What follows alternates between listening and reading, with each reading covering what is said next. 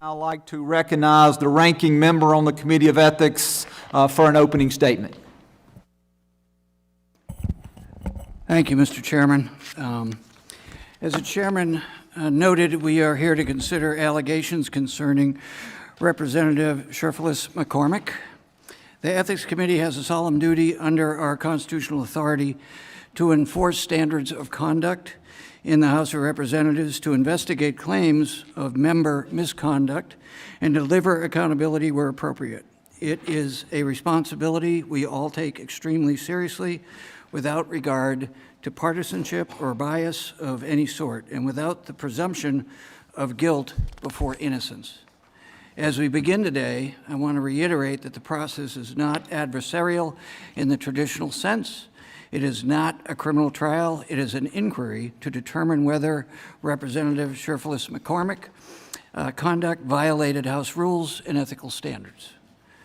Let me underscore that the subcommittee's role is to ensure that the factual record is carefully examined, the process remains fair, and the conclusions reached are grounded in evidence and consistent with the House rules and committee precedents.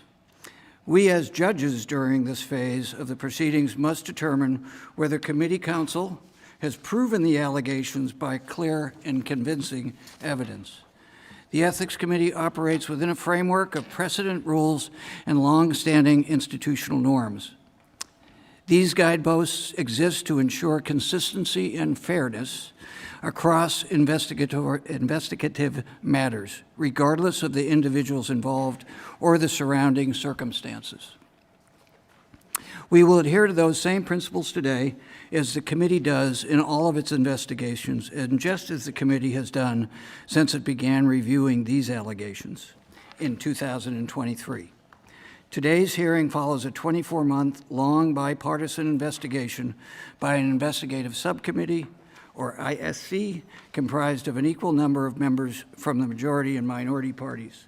The ISC received testimony from 28 witnesses and reviewed hundreds of thousands of pages of materials. Based on that record, the ISC produced a 27-count statement of alleged violations and unanimously found substantial reason to believe that each of those counts were supported by the available evidence. All along the way, Representative Cherfilus-McCormick has been afforded the opportunity to share evidence with the ISC and directly address the allegations against her. Hearings like today's are very rare, as the committee often loses jurisdiction over respondents before this phase of the committee process.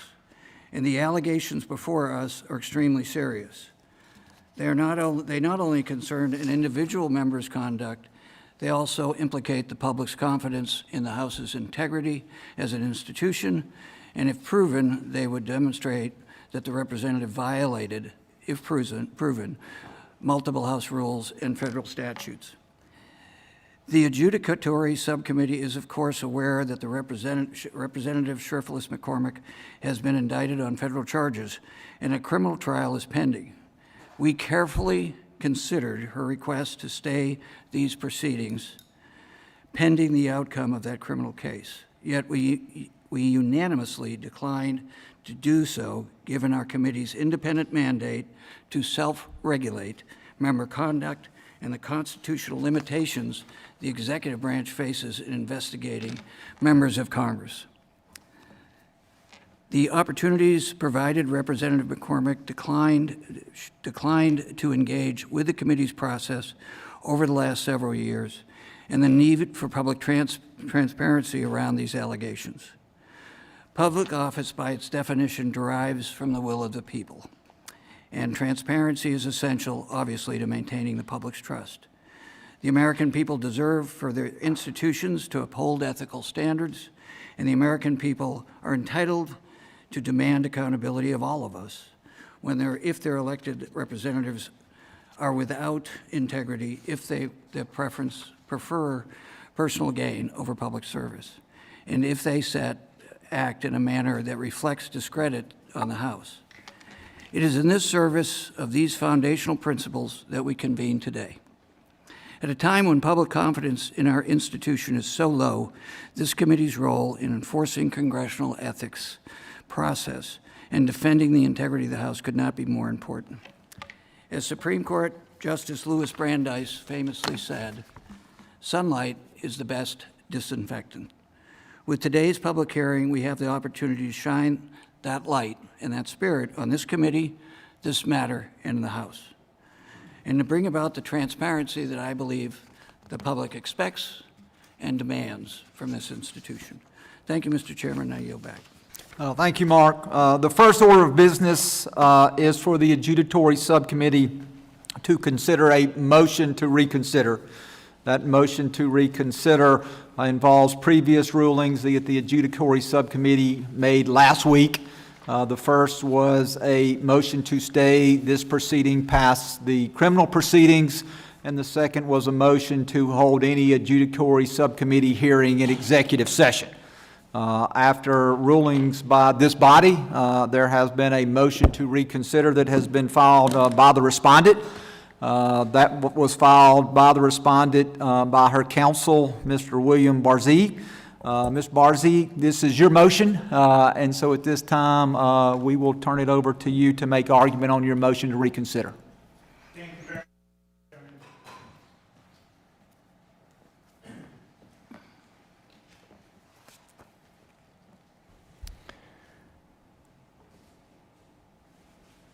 Mr. Chairman, as the ranking member pointed out,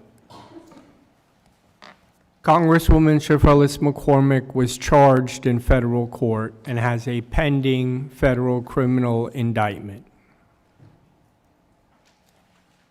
A very serious affair, which she takes very, very seriously, just as she takes this committee's action in self-regulating the members of the House to be a very serious affair. Inherently, however, there is a conflict between participating in both of those arenas at the same time. And I want to just take a couple of moments to try to explain to this committee why going forward with an adjudicatory hearing when a member has a pending criminal case is a very risky endeavor. And when I say risky, the risk is to a violation of her constitutional rights to a fair trial. And I want to explain how those rights are implicated by this committee moving forward at this time.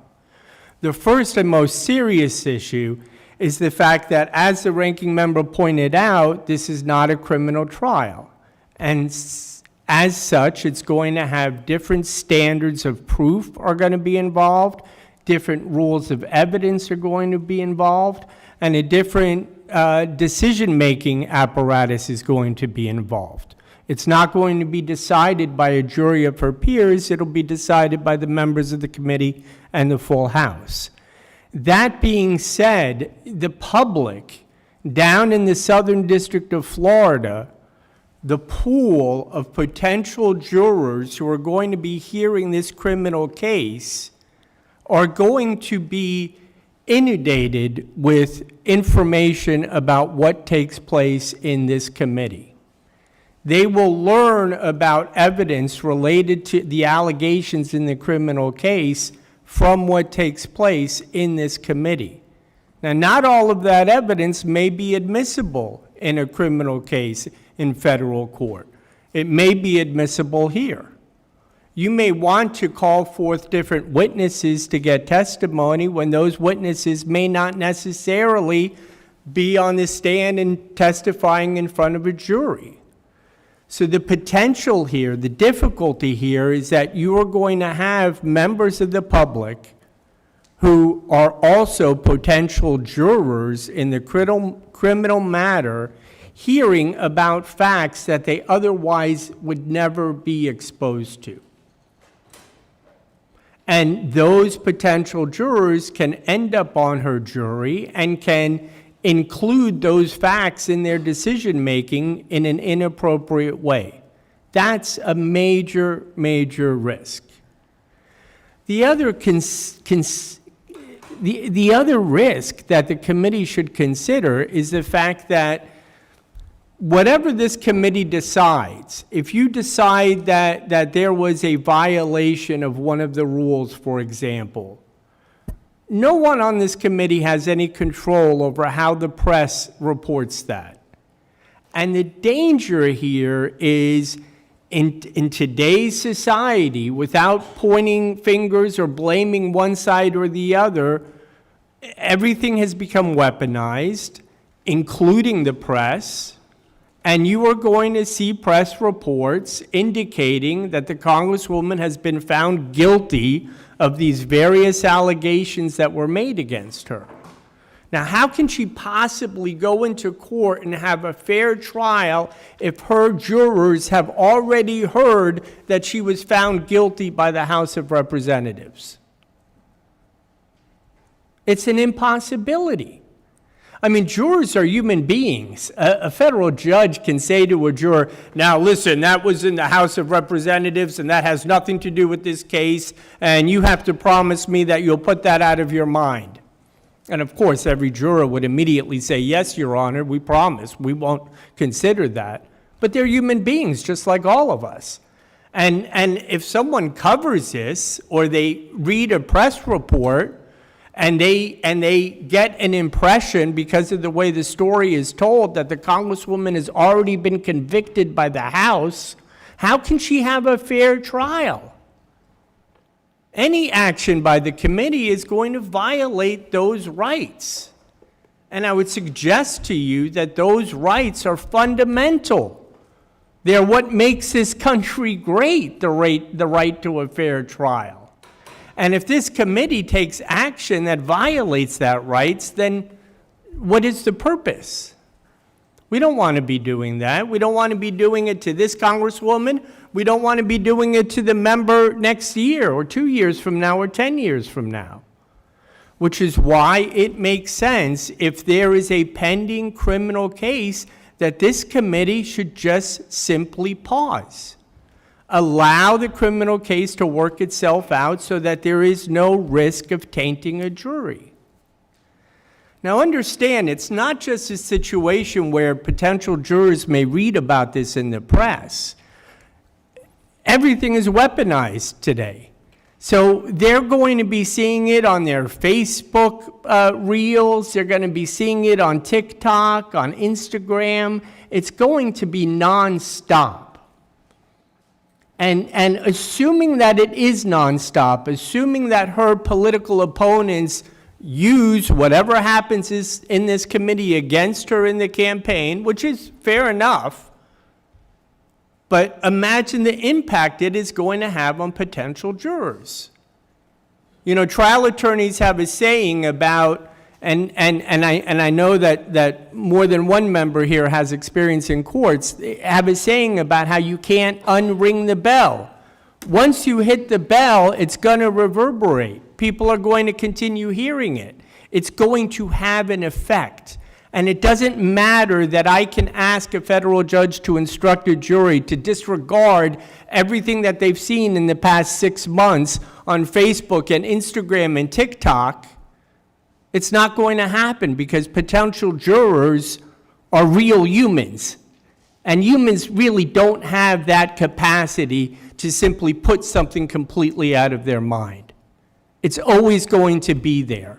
And if it's always going to be there, then there's always going to be a risk that the Congresswoman is not going to be able to get a fair trial. And that's not a mistake that this committee has to make. This committee can simply allow this to remain in a pending schedule until the criminal case is resolved. The second biggest issue that I see with her rights being violated is her Fifth Amendment right to remain silent and to say to the government, if you're going to accuse me of a crime, come into court and prove it. And by the way, that's exactly what the Congresswoman has done. She is not guilty of these allegations. She's absolutely innocent. She's looking forward to being in criminal court in order to prove her innocence, which I'm confident she's going to be able to do. But she's in between a rock and a hard place right now when the committee says, well, give us all of your files and allow us to cross-examine you about everything that happened. Well, if she complies with that, if she engages in that process of turning everything over and speaking to the committee, everything she turns over, everything she says to the committee could potentially be used against her in a subsequent trial. I'm not saying it absolutely will be, but I'm saying that that potential is there. And if there is a significant potential that the actions of this committee are going to deny a member a right to a fair trial, or deny a member's constitutional right to remain silent, I would suggest that the committee could take a pause. Mr. Chairman, I understand that this committee and staff have been working on this matter for over 2 years, maybe up to 3 years. I understand the impatience to get things resolved and get things accounted for. And those are noble goals. And expediency is a noble goal. But it's not more noble than her right to have a fair trial. And it's not more noble than her Fifth Amendment right against self-incrimination. You know, staff counsel has mentioned a few times that the only time that this committee has stayed cases was at the at the request, maybe I meant direction, but I'm going to say request, at the request of the Department of Justice. Now, why does the Department of Justice come before this committee and ask for matters to be stayed? Well, the Department of Justice does that on a routine basis because they don't want their cases harmed. They don't want to run into problems with their cases, with their witnesses. And so the Department of Justice comes to the committee and says, we're asking you to defer. And this committee regularly defers when asked to by the Department of Justice. Because you want things to be fair for the Department of Justice. Because you don't want to interfere with the important work that the Department of Justice is doing. And those are noble and appropriate reasons to defer. Well, anyone watching this on TV, sitting on their couch, is going to ask the same question that I'm going to ask the committee. And that is, if it's good enough for the Department of Justice to be able to protect their case, why isn't it good enough for the member to be able to protect her constitutional rights before a criminal trial in federal court? If you routinely defer to the Department of Justice, why not defer to one of your own members who has a pending criminal indictment hanging over their head? One of the things that I've seen is the issue of not wanting to interfere with the Department of Justice's strategic approach to their case. Meaning, we don't want to interfere with the Department of Justice's plan on how they're going to present evidence and which witnesses they're going to call and which witnesses they're not going to speak to. And the Department of Justice doesn't want this committee getting things confused. They want to have full and complete control over everything from beginning to end. And I respect that. I mean, all lawyers are in some way control freaks, right? And so I get it. I get why the Department of Justice wants to shut the committee out so that they can do their job. And there's no problem with that. That's probably an appropriate thing for the Department of Justice to do, and it's an appropriate thing for this committee to accept those requests by the Department of Justice and to pen this. The Department of Justice has never come in front of this committee and asked you to throw a case out because it might interfere with their work. What they do is they say to you, please Please, House, take a pause. Let us finish our investigation, let us finish our case, and then you can pick up where you left off. That's all we're asking. I'm not asking you to dismiss this because there's a pending criminal case. I'm not coming in here banging on the table and arguing about things like double jeopardy and she should only have to answer to one authority. No, not at all. In fact, the Congresswoman takes the work of this committee very, very seriously, which is why when her former attorneys withdrew from the case, she scrambled to get somebody on board to represent her before this committee as quickly as she possibly could. The staff has been working on this case, as you know, for 2.5, 3 years, I think. I've had the case for, 2.5, 3 weeks? And I'm at a position now where I'm supposed to stand up and represent a duly elected member of Congress before this body without really knowing what's in the file. Because 2.5, 3 weeks is simply not enough time in order to review all of the work that's been done on this case. Hundreds of thousands of documents, lots of different witnesses. This committee knows that there was a date a while ago for us to respond to the motion for summary judgment, and we were not able to file a response. That wasn't because the Congresswoman is somehow disrespecting this committee. It's because she didn't have counsel until 2.5, 3 weeks ago. We want to respond. I want to respond more fully than we have in the most recent filing that we sent to the committee this afternoon.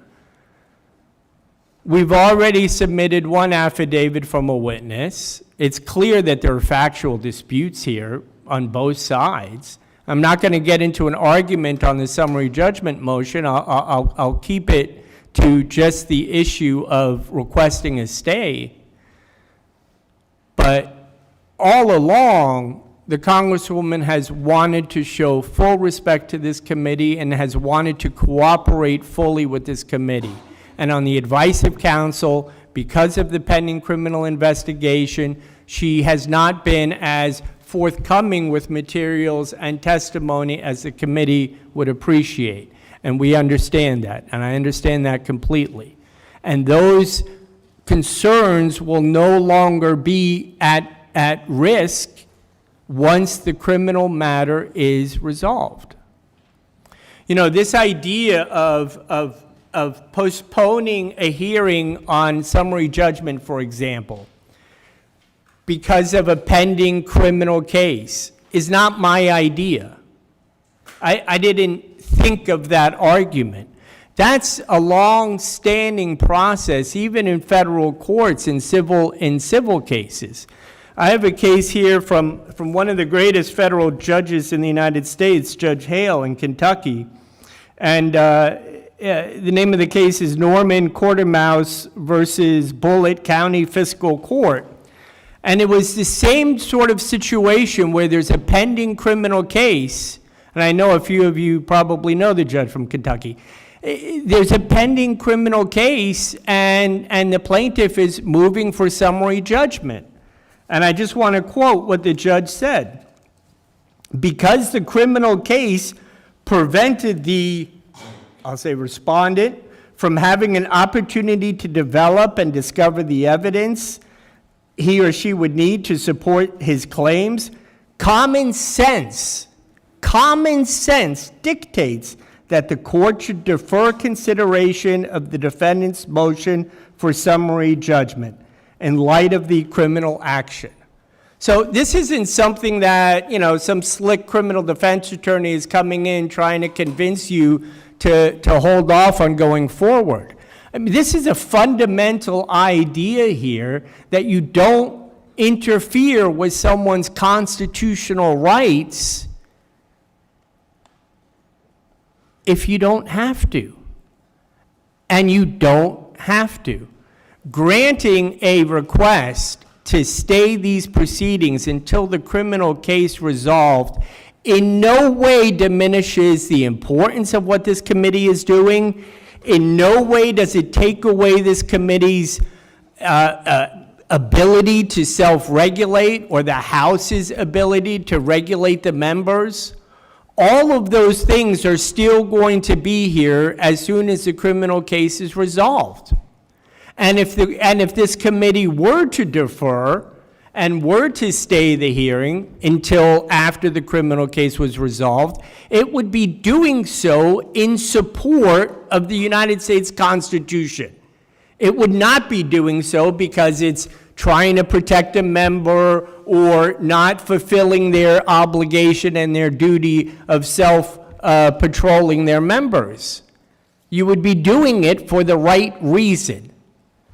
And ultimately, committee, that's why we're asking you to stay this hearing at this time, for those constitutional reasons, as well as for allowing me to have some opportunity to prepare a response for the summary judgment motion, to call witnesses on her behalf, to develop these facts that are absolutely 100% in dispute. Thank you, Mr. Chairman. Thank you, Mr. Barzee. I would now recognize Committee Counsel Ray Radican to respond to the motion to reconsider. Thank you, Mr. Chairman.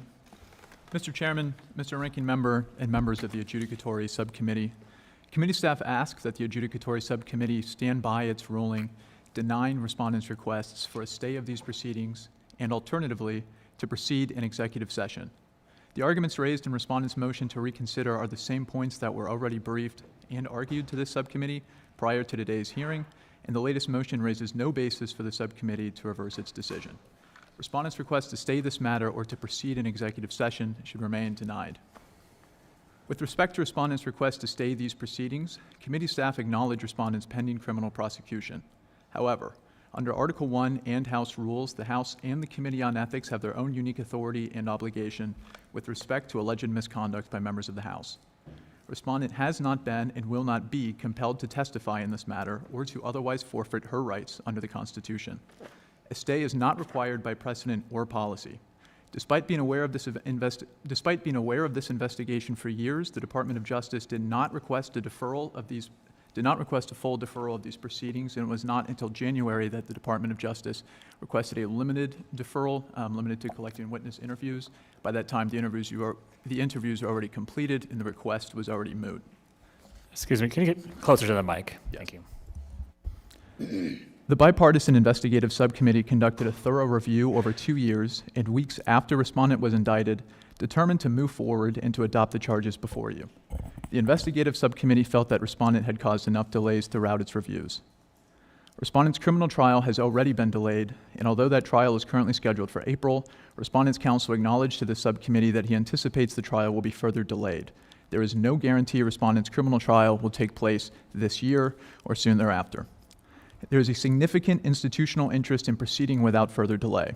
Respondent's motion to reconsider her request for a stay should not be granted, and today's hearing should proceed as scheduled. The subcommittee has soundly exercised its discretion in denying respondent's motion, and it should not reverse that decision now. Thank you. Thank you for that response. The members will now have the opportunity to ask questions of both counsel.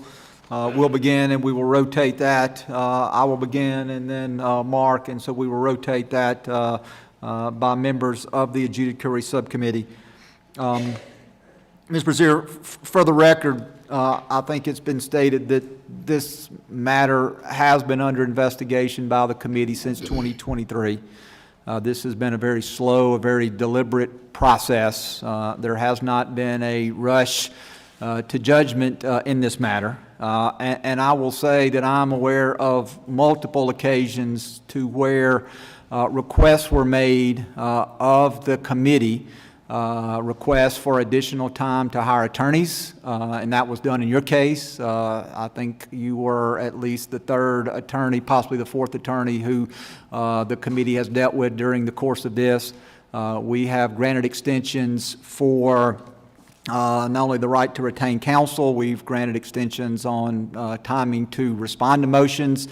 We've allowed motions to be responded to after deadlines, and so I think that the committee has made, at least up to this point, a good faith effort to try to make sure that we are protecting the rights of your client.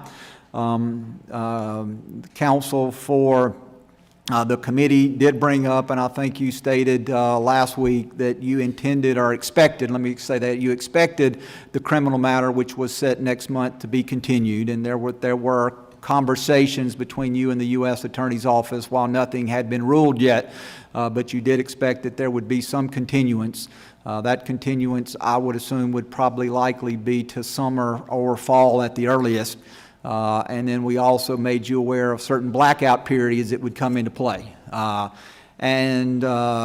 would then further negate our ability to resolve this matter in a timely fashion. At this point, you've not made a motion for any certain time of continuance. Your motion has been to continue the matter past the criminal action. My question to you is, does there exist a circumstance in your mind where the Ethics Committee, not just in this case, but in any case, that we should make a finding if there's a pending criminal case? The Ethics Committee, I think, in the Santos matter, which was the most recent matter in which we had a member that was under federal indictment, in that matter, the committee conducted an investigation. The committee issued a report, and then based on the report, the House then took up a motion to expel, a motion that I sponsored, to expel Mr. Santos based on his conduct that had been found. And so you're right when you argue that we did not go through this. These are additional protections for which your client is receiving that Mr. Santos did not. But my question is, and one for clarity, you're requesting you're not requesting additional time, but you're requesting that this matter be continued past the criminal matter, whenever that may be. And then the second question is, do you believe that there exists a circumstance where a member who was charged with a crime, that this committee should make findings or recommendations until that criminal matter is resolved? So with that, I'll give you the opportunity to answer the question. Thank you, Mr. Chairman. I recognize the good faith efforts that the committee has made up to this point, without question, and I want to acknowledge that. I do want to correct one thing that staff said about the criminal matter. Staff indicated that the criminal trial has already been delayed once, and that's incorrect. It has not been delayed. It is currently set for trial in April. I agree with the chair. It's most likely late summer, early fall, but I'm not the judge, so I don't get to decide that. As far as the question as to whether or not it would be possible to address this prior to the resolution of the criminal trial, I would like to answer that by explaining that there's really two different major difficulties with going forward at this time. One of them are the constitutional concerns that I raised before about a tainted jury and the Fifth Amendment right. Those concerns would not be addressed with a hearing in this committee prior to a resolution of the criminal case. So if the concern is protecting a member's constitutional right to a fair trial, if the concern is protecting a member's constitutional right to, for example, exercise their Fifth Amendment to remain silent, and of course, she's not being compelled here to testify by staff, but her lawyers are telling her you can't get up and start talking about it until we have the criminal case, just to clarify. So for those concerns, the only way to address those concerns would be to pending the criminal case, staying this until the criminal case is resolved. The other difficulty is the fact of the matter that I've been on the case for about 2.5, 3 weeks. And to expect an attorney to go through hundreds of thousands of documents and multiple witness statements and interviews, and then prepare their own witness interviews and affidavits and respond to evidence that's been accumulated for 2.5, 3 years in a period of 2.5, 3 weeks is impossible. Absolutely impossible. So if one of the concerns is that she is or that the member is represented by a competent counsel that's prepared in these hearings, then that concern could be addressed with a delay shorter than staying the matter until the resolution of the criminal case. The chair pointed out the time frames before the elections that you're running up into, and I understand those concerns and I appreciate them and I share those. I still think it would be possible for us to, if the concern was making sure she had competent counsel to represent her, then a shorter continuance would be possible to maybe sometime in the beginning or middle of June in order to sort of develop these arguments. To respond to the motion for summary judgment in a thorough way. We did our best in the last few hours putting something together, but to really give it the amount of attention that it deserves, it's going to take work. It's going to take time. And so something more than 2.5, 3 weeks would give me enough time in order to come before the committee prepared and offer competent counsel to the Congresswoman. And I've no doubt that every member of this committee wants the Congresswoman to be represented by a competent attorney who's going to do a good job. Because the only way you're going to get to the truth, the only way you're going to discover what really happened is if you hear from both sides and you have competent attorneys on both sides presenting the facts to the committee and cross-examining witnesses. And that simply cannot happen in the time frame that we have in front of us right now. Clearly, the committee has a desire to get this resolved in a timely fashion. And I completely understand that, Mr. Chairman, and I appreciate that. Understand, from my point of view, from my perspective, rushing into this, from my perspective, I'm not saying that the committee's rushing, but for me to rush into it, having only had the case for 2.5, 3 weeks, that's dangerous territory. I mean, lawyers really shouldn't be practicing law like that. You don't want a doctor running into a surgery unprepared, not sure exactly where in the brain she's going to operate on.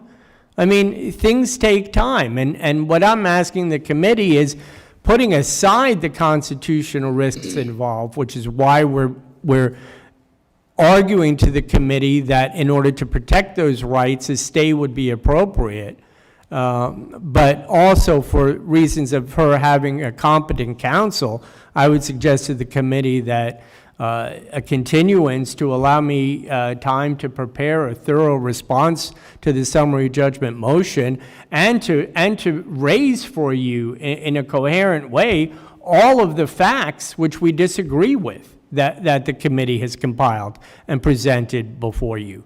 Committee staff has compiled, rather. Marty, my time's expired, and I will recognize the ranking member, but just for the record, there has been no request made for additional time. The only request that you have made, or your client has made, to this committee is to continue the matter past the criminal action. Yes, sir. And so I want the record to reflect that we have ruled on that motion, and we are here to reconsider that, but there has not been a request made to continue today's hearing. So with that, I recognize the ranking member for his 5 minutes of questioning.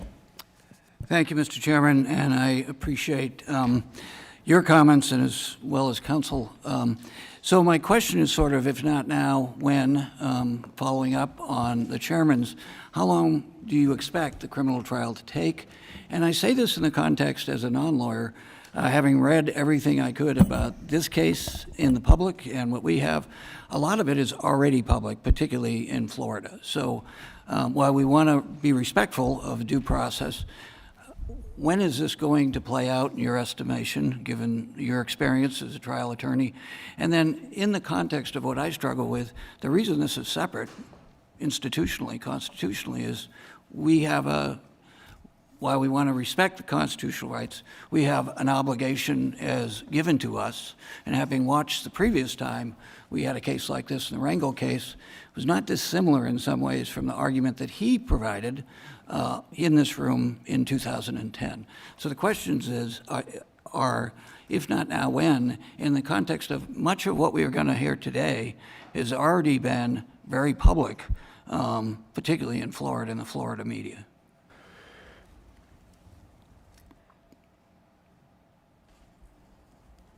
So,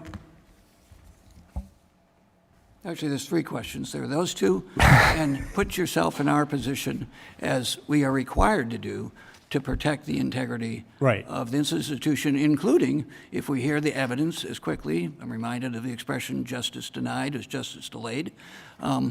We're doing a disservice to our responsibilities in this committee if we don't act with a level of concern about how quickly we adjust or we address the issues of justice, irrespective of what the conclusion is.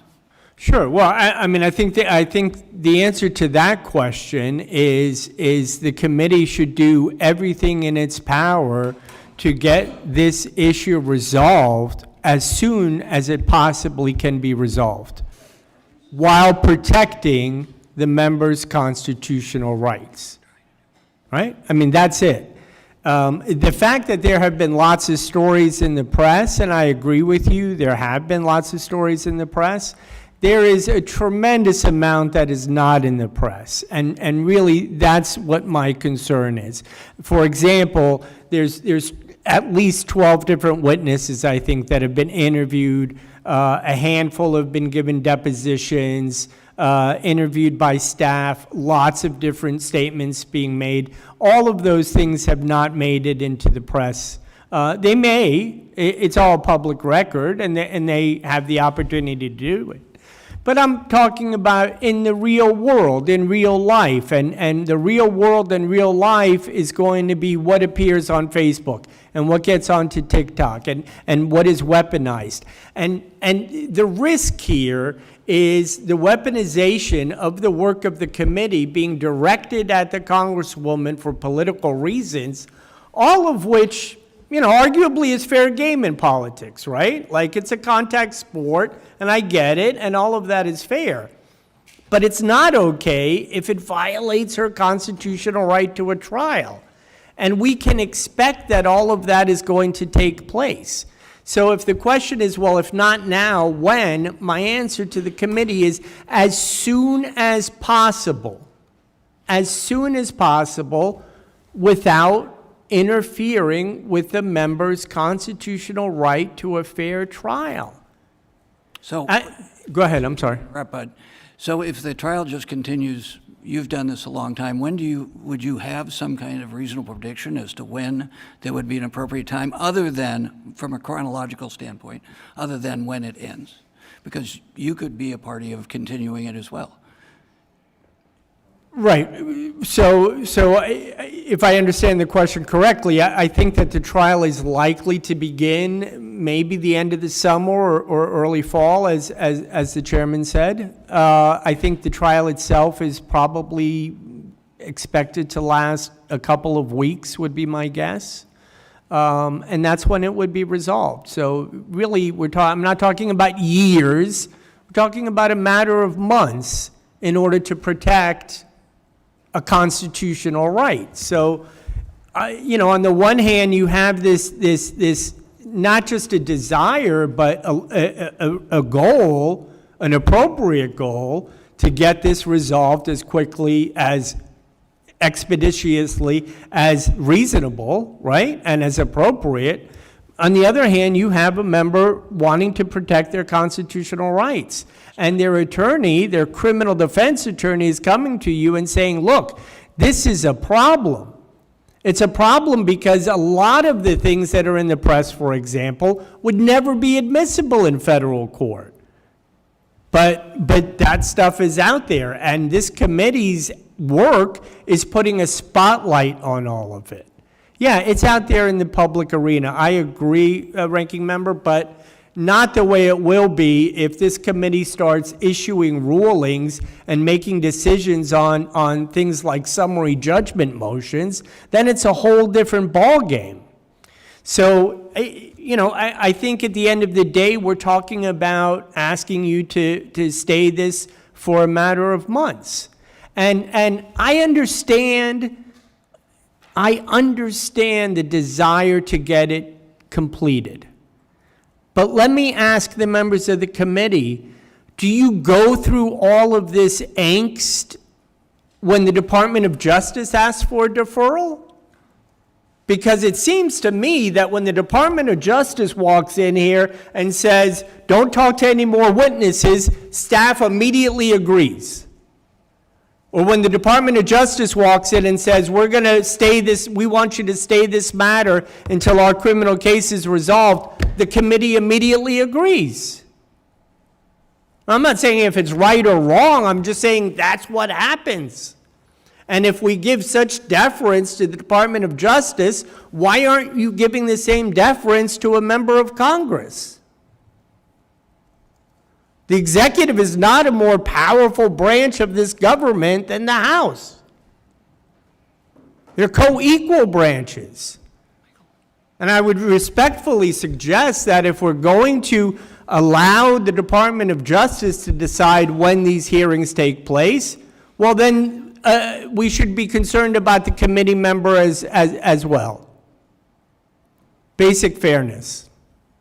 I just conclude, from my perspective, that's a mischaracterization. We don't let the Department of Justice to decide, and that's what you're arguing, as I hear it. That's the precedent, and there's a reason for that. I yield back. The ranking member yields back. Ashley, any questions? Glenn, any questions? Yes. You're recognized.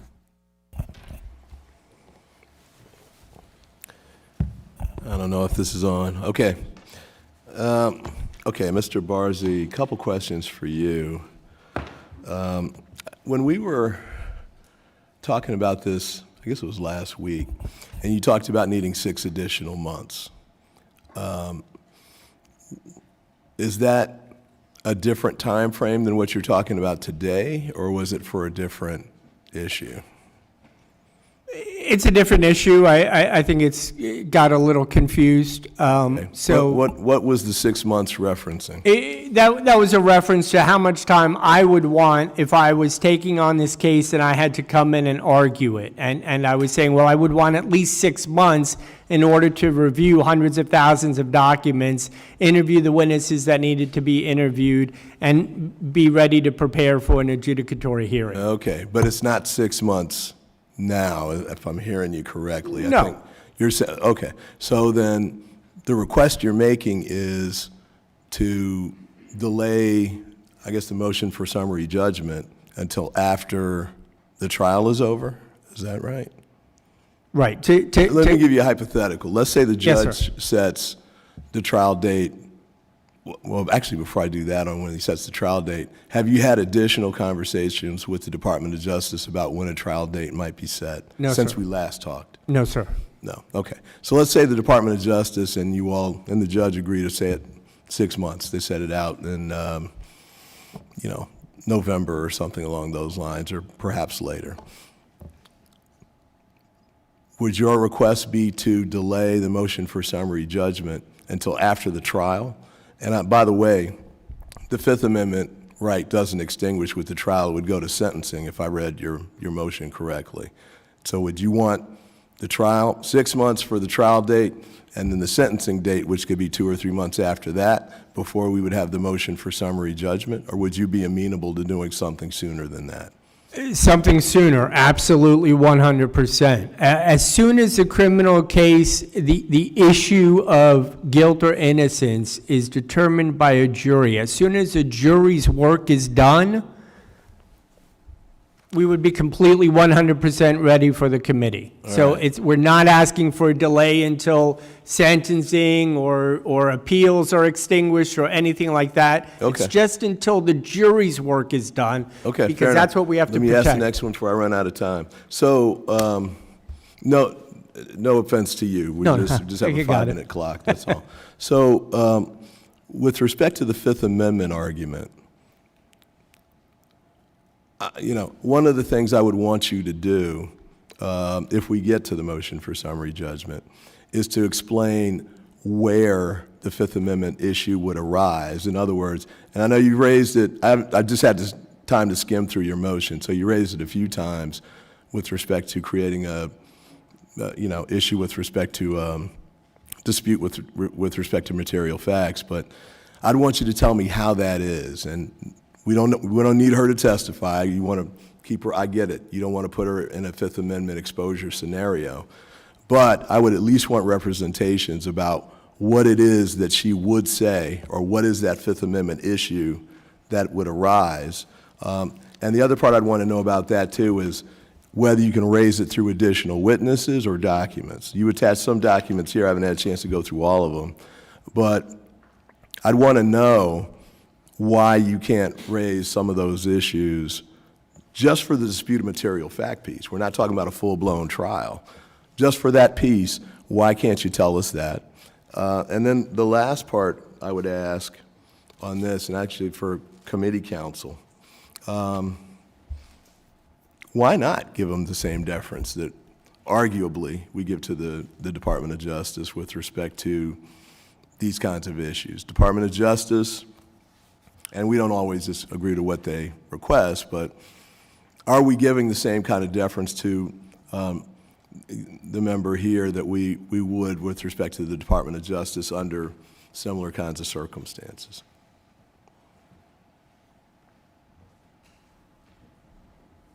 I'll take the question for committee counsel first.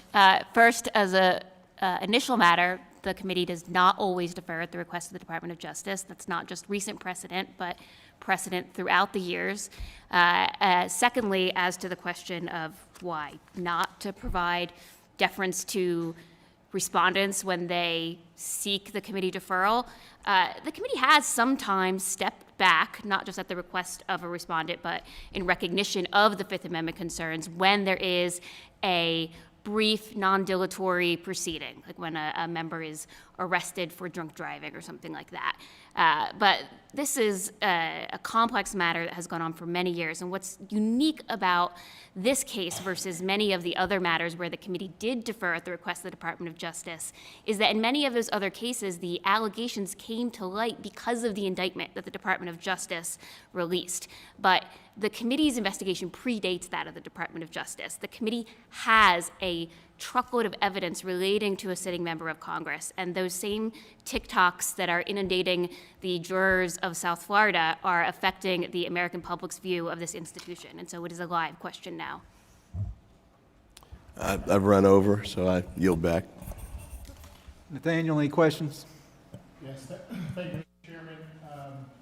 I've got a couple questions for you, Mr. Barzee. I want to go back to the second question that the chairman posed to you that I don't think you answered. You artfully avoided answering that question, and that is this. Under what circumstances, if any, do you believe this body can move forward with an adjudicatory hearing while there is a pending criminal case?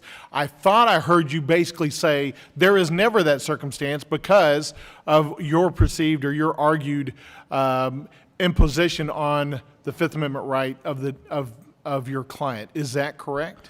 That is correct. It's not just for the Fifth Amendment right, but it's also because of the risk of tainting a criminal jury. So you would say to this body, anytime there is a criminal proceeding for any individual that has an ethics complaint in Congress, a person that has voluntarily submitted to those ethics rules and this body's jurisdiction, you would say, we must hold off pending the resolution by a jury of a criminal case. Is that what you would argue?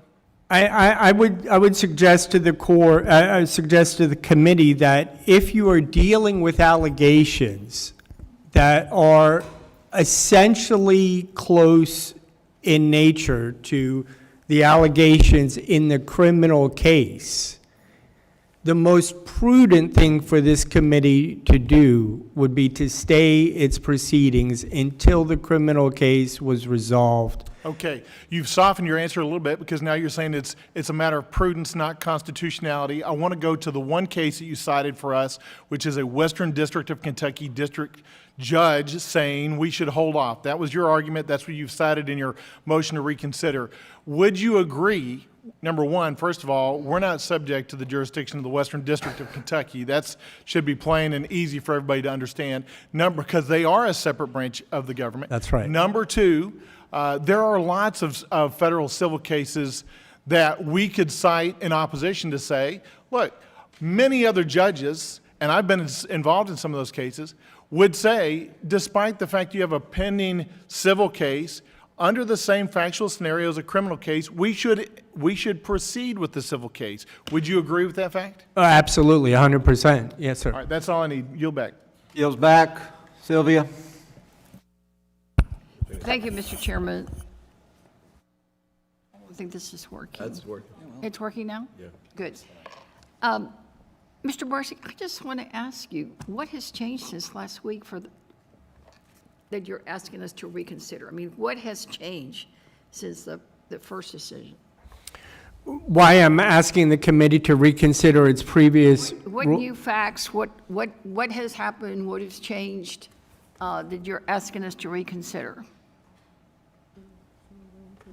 I'm sorry, can I have one moment, please? Sure.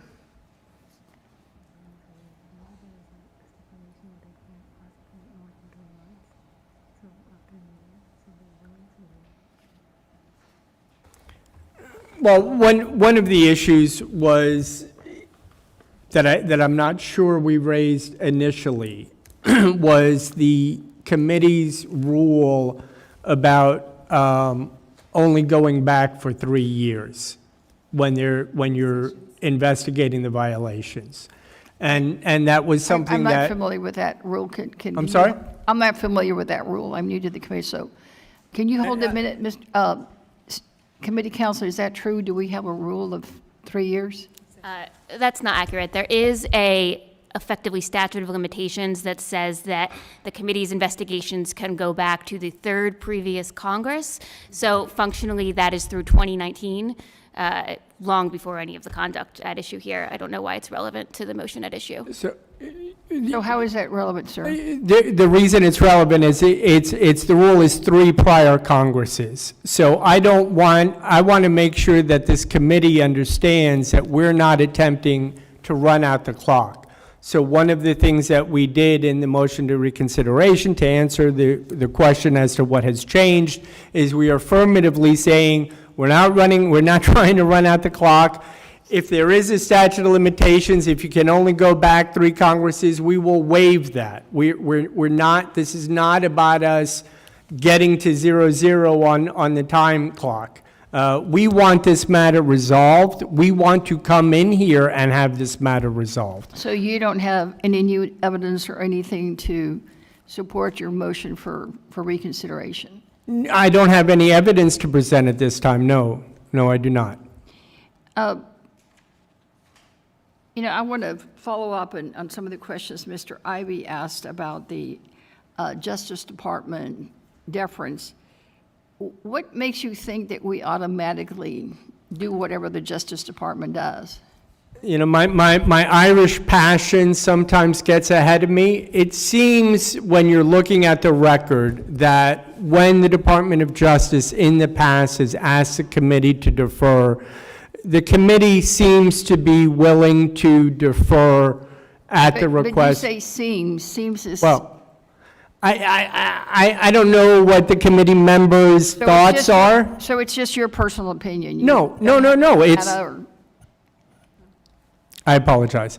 I didn't mean to speak over you. No, it's not my personal opinion. It's if we go back and look at how many times the Department of Justice has asked the committee to defer, it is my belief, based on the historical precedent, that this committee often defers at the request of the Department of Justice. I think that's factually correct. Move on to one last question, because, you know, as it's been pointed out, we're working against the clock. Understood. You You also kind of threw out there that you needed more time to review documents, but you haven't asked for a continuance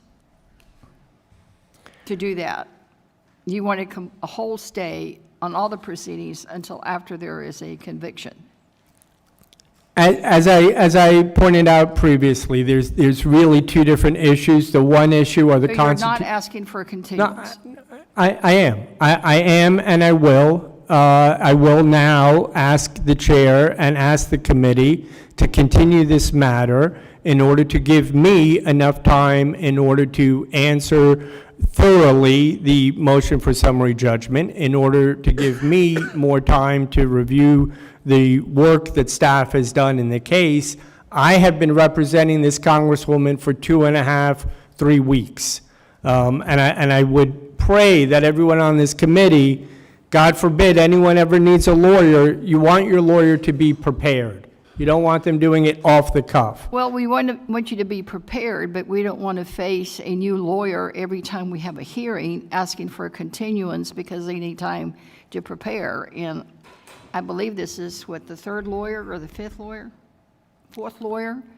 Understood. And it's a very, very valid concern, and I get it. So how much time were you asking for, sir? 30 days, 60 days? For the beginning of June, I would request. How long is that? 60 days, roughly. 60 days? Yeah.